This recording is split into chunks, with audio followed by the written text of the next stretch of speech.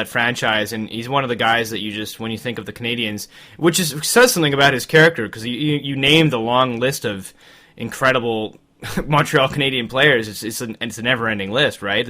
They're the most storied franchise in NHL history, and the fact that people, Habs fans and hockey fans of all walks of life, of all ages, think of Koivu when they think of the Canadiens just says a lot to how much he meant for that team, that organization, that city. Like, he was an incredible player for them while he was there, and obviously surviving cancer. I mean, probably the most devastating form of cancer to survive from, I should say. Obviously, there are other hockey players, Mario Lemieux most notably, who survived a bout with cancer to come back and score like 60-something goals in his first year back after cancer. So, I mean, there are other players that have done it, but nobody battled like Koivu did, and it was just there was a time there where it didn't look very good for him. A lot of people weren't sure what would happen, and to have him come back and have, I don't know how many more amazing years with the Habs, but he was still there for quite a while after that happened. You could probably tell me, but for him to be able to stay with them for that long, and for him to come back now after all the years of being separated from them, and still get that ovation from the crowd, just shows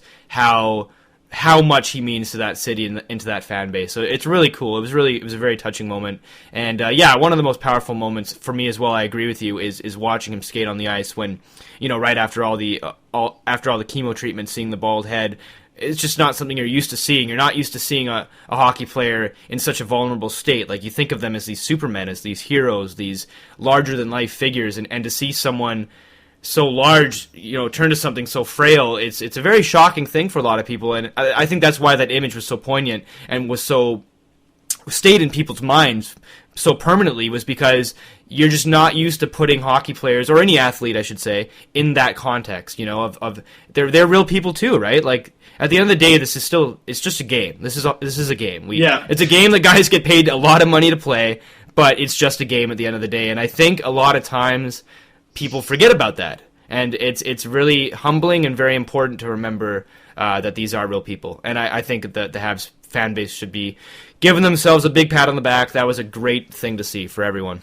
And it's funny you say it's just a game, too, because I remember the game Koivu came back was against the Ottawa Senators, and I remember thinking, nobody wants to – we're going to win tonight, which we did. And it's like, because nobody wants to be that guy who wants to hit Koivu in his first game, right? Like he's just got this bubble around him. Yeah. Just go. Which also shows to the level of respect, right? Shows that level of respect. Yeah, exactly. Respect, but like at the same time, it's like it is just a game. It's one win on the season. Like, who cares? Let's welcome them back. Let's worry about that tonight. And just for an opponent. I mean, obviously they didn't throw the game. That's not what I'm saying or anything like that. But it's really. That's what you're saying. Conspiracy. I was thinking that exact moment that it was just a game as soon as you said it. So I thought I would say why I was thinking that. Yeah. Yeah. No, for sure, man. Let's talk about the 3 stars of the week, and the only reason we don't bring this up every week, but the reason I'm bringing up it this week is because there's a Canuck in the 3 stars list, which hasn't happened too often lately. I see. We skip over Lars Eller when he was the 2nd star last week or the week before. Hey, you could have brought it up, but you didn't. I could have. You're usually on the 3 stars, though. I trust you, Andy. Oh, okay. I'm sorry. I dropped the ball on that one. I was just bitter because at the time your team was doing so much better than mine was. And they still are, I should say. The Habs are still playing quite well. Although I think we're the same. Yeah. Similar records. Both teams are doing quite well right now. I gotta say, before I go into it, I'm still loving that line. That Eller, Galchenyuk, Gallagher line is just awesome. Just so much fun to watch. Yeah, I've been doing very well. I'm loving it, especially with a bunch of injuries happening on our roster right now. I mean, Pacioretty out, Harrell's out, defenseman Yamelin out. So really great that we got something going for us. Yeah, so let's look at these 3 stars. Stamkos is first overall, first star of the week. He's got 3 goals and 4 assists in 7 games. He's been playing really, really great hockey, so doing really well for himself, but he always plays great hockey. Toronto winger Phil the Pill Kessel, named 2nd star with 5 goals on 10 shots. Wow, 5 goals on 10 shots in the Maple Leafs, 3 games. 5 goals in 3 games for him. Very nice to see. Kessel, obviously a consummate scorer. I mean, all the guy does is score, so I mean he knows how to do that. 3rd star is Vancouver's very own Ryan Kesler, 4 goals and 2 assists as we closed a 7-game road trip with 3 consecutive wins. So yeah, I mean Kessler's playing really well, and I gotta say, let's jump into some standings talk here. I gotta say the Canucks top line right now is playing the best I've seen them play in probably a couple years. Like, I'm going back to like the 2011 season when we went on the Cup run. We won't talk about how it ended, but needless to say, it was a riot. But yeah, Kessler, he's playing his best hockey since probably that season when he was just dominant in the playoffs against the Predators. Kessler's playing great, and why is he playing great? He's on the top line with the Sedin twins right now. This was an experiment that Tortorella tried a couple of games, and it just caught on like wildfire. They had great chemistry together. It helped that Burrows was injured because Burrows' spot at the top was vacant, so we gave Kessler a try up there, and this was at a time when the Canucks were playing a little more mediocre, just, barely 500. And man, they've been awesome. I don't know if you've watched that many Canucks games up in Mackenzie, but Kessler and the Sedin twins have just looked amazing. Like, the game last night, they were just against Washington. They were just completely dominant. Like, anytime they had the puck, they were in the opposing zone. It's like watching the Globetrotters. Like, they've just been playing some great hockey, the three of them, and it's really exciting for Canucks fans to see because it's been a couple seasons since the Twins and Kessler have been this dominant, and I hope it continues forward. One of the things I will say that I'm so impressed with about this, though, is the fact of the emergence of Mike Santorelli as our second-line center. This was a guy we gave a part-time tryout offer, like a PTO, a tryout offer at the beginning of the season in training camp.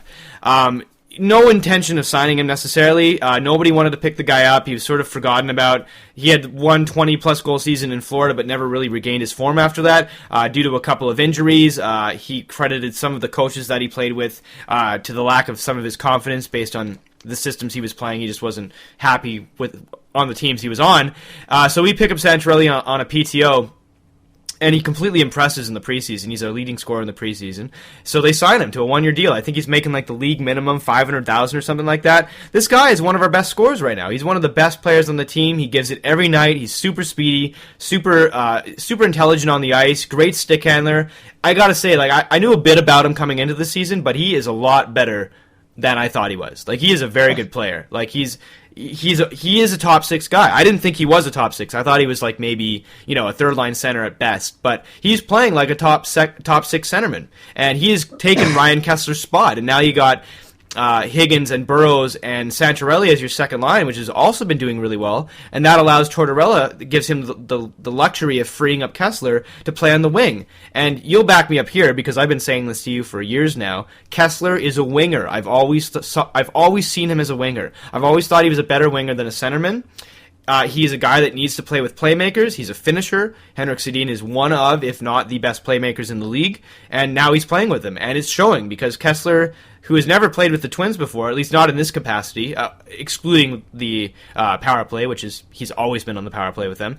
Kessler has never played with them 5-on-5, and man, I got to tell you, I'm not sure how many of the highlights you've seen. That seems like a basic move. Like, they've just been dominating, maybe man. Vigneault's just that dumb or just doesn't think that something that obvious would work. But like, the fact that you have just said that Kessler is the first time playing 5-on-5 hockey with the Sedin twins just boggles my mind. It doesn't make any sense. In this capacity, how could you not do that? How could you not just put that together until it clearly was so against working that you had to break it up? Well, I think the argument, I think Vigneault was asked that before, why he wasn't trying that more since it was rather successful in the power play. The main argument he had when he was here is that it would just remove our depth. Like, in his mind, we didn't have another second-line centerman, and I guess he was sort of correct. We didn't have Santorelli at that time when he was coaching here. We didn't have a guy that could step in and replace Kessler if you put Kessler up on the main wing. So that's the argument. Like, they just didn't really have a choice, to be honest with you, because they didn't have that second-line centerman. Well, they did. His name was Cody Hodgson, but we traded him, and that's another story. But we didn't really have that second-line centerman, so Kessler was forced to stay. It's funny that I hate the Canucks, I strongly dislike the Canucks, and I like a lot of their stories. That says something about them. Yeah.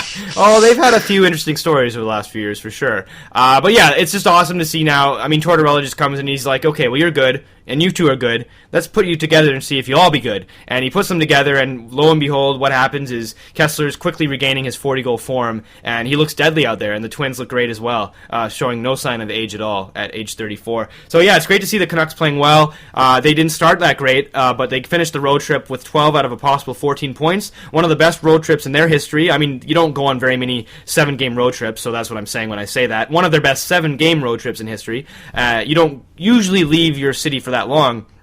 But they did, and they played incredibly well. 7-game or longer road trips don't usually end up being that successful for most teams just because of the travel time and the fatigue. And as most people know, the Canucks probably travel the most in the entire NHL. Their travel schedule is just insane, especially with the realignment, how you play every team at least twice in a year. But they played very well. They're looking really good under Tortorella. They've really adapted into his system quicker than I anticipated. I thought it would take maybe a full month, but they really look like they've adapted to the system well.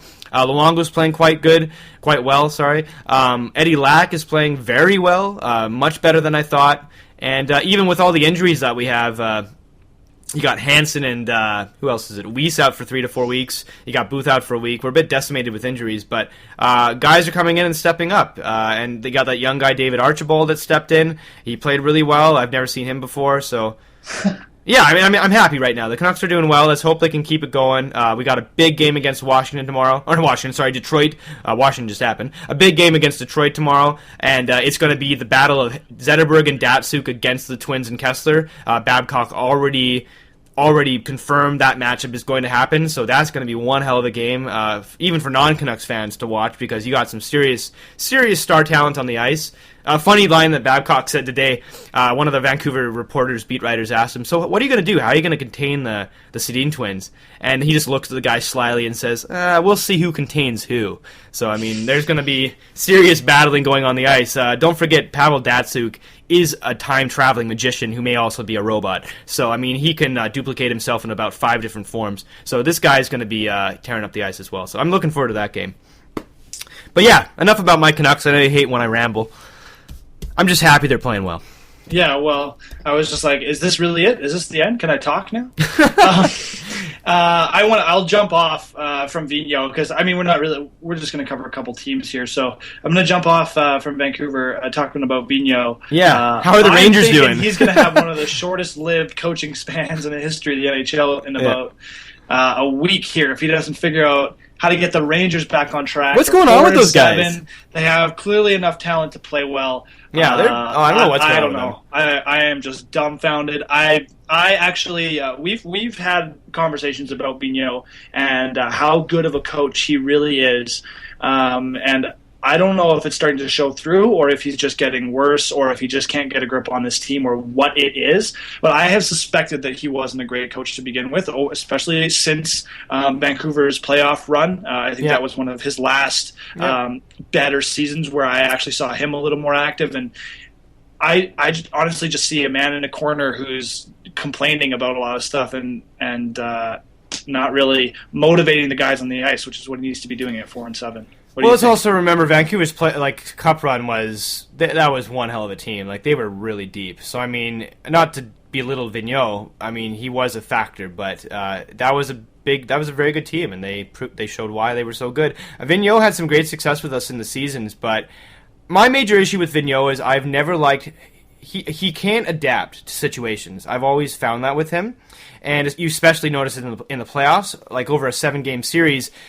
So much of hockey is the coaching. Like, there's so much that goes on the bench that factors into whether a team wins a game or not. So many matchups, so many mind games, reading off your players, seeing if you could predict what the opposing coach will do, what move he'll make next. I gotta say, and I don't think Vigneault's very good at that. At least he's not Carlisle, because matchups are great and everything, but like, holy bejesus, there's a limit. Like, I just wanted to put that in there because I think some coaches match up a little too much. You just gotta let the players play. Yeah, Carlisle's been guilty of that. But I mean, Vigneault, I don't know, like, he's just always had that issue with adapting. And I mean, he's been a great season coach before for the Canucks. Like, I mean, he's our winningest coach in history, and he helped us get 2 President's Trophy seasons. But I mean, I don't know. Probably would have been your most winning coach if he got the Sedin twins in their prime. I mean, you could name any coach that's NHL caliber, and they probably would be. Yeah, Canucks' most winning coach with the roster you guys have had over the last 5 years. A lot of it has to do with the fact that the roster was just so damn good,